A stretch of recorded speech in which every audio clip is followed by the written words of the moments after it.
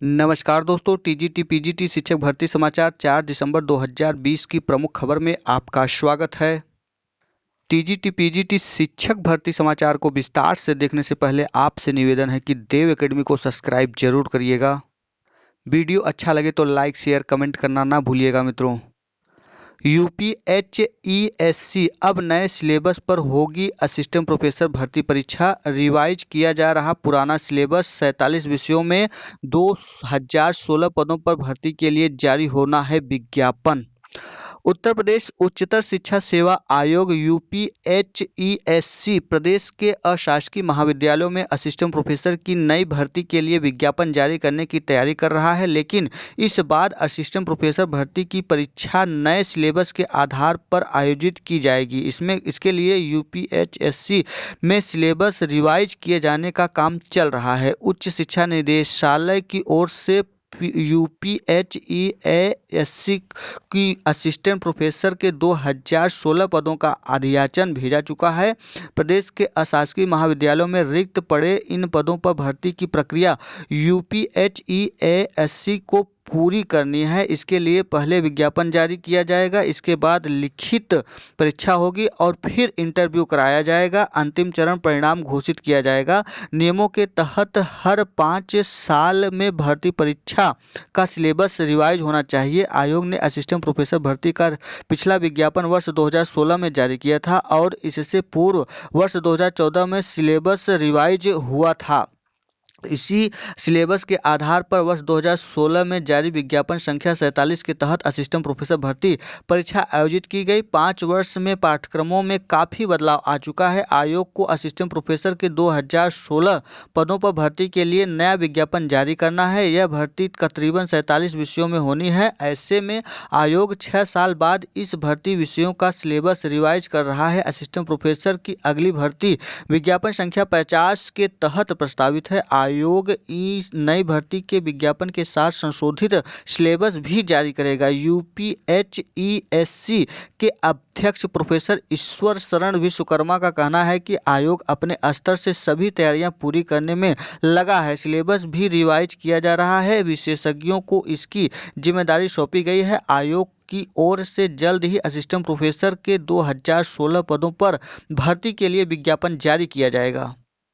विवादों में फंसा एजेंसी चयन का विज्ञापन। आयोग ने कुछ दिनों पहले असिस्टेंट प्रोफेसर की नई भर्ती के लिए एजेंसी चयन का विज्ञापन जारी किया था। अब इस विज्ञापन को लेकर विवाद हो गया है। दरअसल उस वक्त एमएलसी चुनाव को आचार संहिता लागू थी। ऐसे में विज्ञापन जारी किया जा सकता है या नहीं, इस पर संशय की स्थिति बनी हुई है। मामले में आयोग ने जिला प्रशासन को पत्र भेजकर आवश्यक दिशा निर्देश मांगे हैं। अगर प्रशासन की ओर से नए सिरे से विज्ञापन जारी करने के लिए कहा जाता है तो असिस्टेंट प्रोफेसर की नई भर्ती शुरू करने कुछ देर हो सकता है।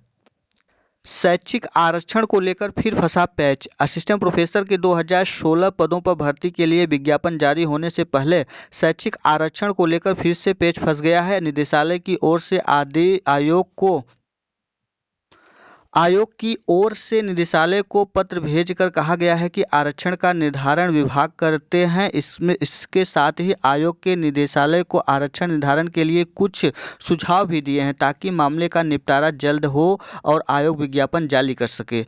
रिवाइज होने से नए अभ्यर्थियों को फायदा होगा। विषयों का सिलेबस रिवाइज होने से नए अभ्यर्थियों को फायदा मिलेगा क्योंकि वे पहले से ही नए पाठ्यक्रमों में आधार पर ही तैयारी कर रहे हैं। वहीं पुराने अभ्यर्थियों को रिवाइज सिलेबस के आधार पर नए सिरे से तैयारी करना होगा। फर्जी नियुक्ति पत्र मामले की जांच होगी। सच्चाई का पता लगाने के लिए उच्च शिक्षा निदेशालय गंभीर दुरुस्त होगी व्यवस्था। अशासकीय सहायता प्राप्त एडेड डिग्री कॉलेज के असिस्टेंट प्रोफेसर पद के भर्ती में फर्जी नियुक्ति पत्र जारी होने पर उच्च शिक्षा निदेशालय गंभीर है। निदेशालय ने नए सिरे से मामले की जांच करने के लिए निर्णय लिया है। साथ ही भविष्य में ऐसे दोबारा न हो इसके लिए व्यवस्था दुरुस्त की जा रही है। उत्तर प्रदेश उच्चतर शिक्षा सेवा आयोग ने विज्ञापन संख्या 47 के तहत 35 35 विषयों में 1150 पदों की असिस्टेंट प्रोफेसर पद की भर्ती निकाली थी। उच्च शिक्षा निदेशालय ने उसके चयनित को द्वितीय चरण की काउंसलिंग 28 फरवरी को पूरी कराई। इसमें अंग्रेजी के 147, शारीरिक शिक्षा के 60, अर्थशास्त्र के 33, इतिहास के 38, भूगोल के 48, चित्रकला विषय के 2 पदों को ऑनलाइन काउंसलिंग कराकर चयनित को नियुक्ति पत्र वेबसाइट में अपलोड कर दिया गया। चयनितों को वेबसाइट से नियुक्ति पत्र डाउनलोड करना था। इसमें सबका नियुक्ति पत्र हिंदी में बनाया गया था, लेकिन गुरुवार को शारीरिक शिक्षा विषय की एक चयनित के पास निदेशालय को अंग्रेजी में लिखा हुआ नियुक्ति पत्र मिला। इसके अलावा अंग्रेजी, अर्थशास्त्र व शारीरिक शिक्षा विषय में कई फर्जी नामों से नियुक्ति पत्र बनाने का शिकायत हुई। तत्कालीन उच्च शिक्षा निदेशक डॉक्टर वंदना शर्मा ने मामले की गंभीरता से लिया, लेकिन उनका कोई निष्कर्ष नहीं निकाला। इस पर मौजूद निदेशक ने नए सिरे से जांच कराने का निर्णय लिया है। गड़बड़ी रोकने के लिए ऑनलाइन काउंसलिंग कराने के बाद नियुक्ति पत्र क्षेत्रीय अधिकारियों के जरिए संबंधित कॉलेज भेजने की व्यवस्था बनाई गई है। निदेशक डॉक्टर अमित भारद्वाज का कहना है कि फर्जी नियुक्ति पत्र जारी होना गंभीर मामला है, जिसकी पड़ताल होगी। भविष्य में ऐसा न हो, इसके लिए चयनित द्वारा दिए गए नियुक्ति पत्र के आधार पर ज्वाइनिंग नहीं कराने का निर्देश दिया गया है। क्षेत्रीय अधिकारियों के पत्र के आधार पर ही डिग्री कॉलेज प्रबंधक चयनितों को ज्वाइनिंग कराएगा। नियुक्ति पत्र के लिए अभ्यर्थियों का प्रदर्शन। असिस्टेंट प्रोफेसर शिक्षा शास्त्र के अभ्यर्थियों की काउंसलिंग अटकी। उच्च शिक्षा निदेशालय पर प्रदर्शन करते असिस्टेंट प्रोफेसर के चयनित अभ्यर्थी। असिस्टेंट प्रोफेसर शिक्षा शास्त्र के पदों पर चयनित अभ्यर्थियों ने काउंसलिंग कराने और नियुक्ति पत्र जारी किए जाने की मांग को लेकर बृहस्पतिवार को उच्च शिक्षा निदेशालय में प्रदर्शन किया।